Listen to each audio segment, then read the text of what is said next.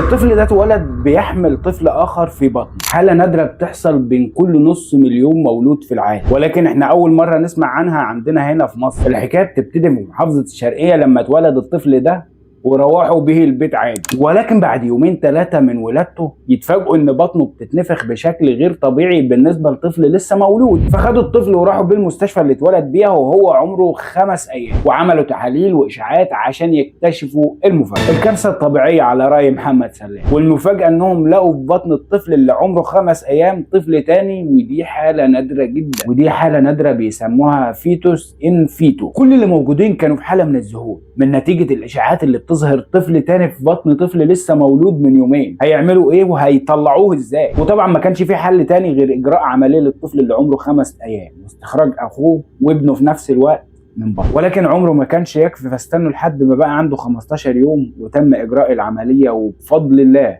نجح. والطفل اللي اتعمل له العمليه بفضل الله طلع عايش وربنا كاتب له. طبعا بفضل الله وبمجهود الفريق الطبي المحترف اللي قام بالعمليه، العمليه نجحت، فكل الشكر والتقدير ليهم عشان ما ننساهمش. واللي عايز اقوله بقى ان معجزات ربنا سبحانه وتعالى في خلقه ستظل تبهرنا الى ان يرث الله الارض ومن عليها. سبحان الله العظيم وله في خلقه شؤون. فولو لايك وشير وصلوا على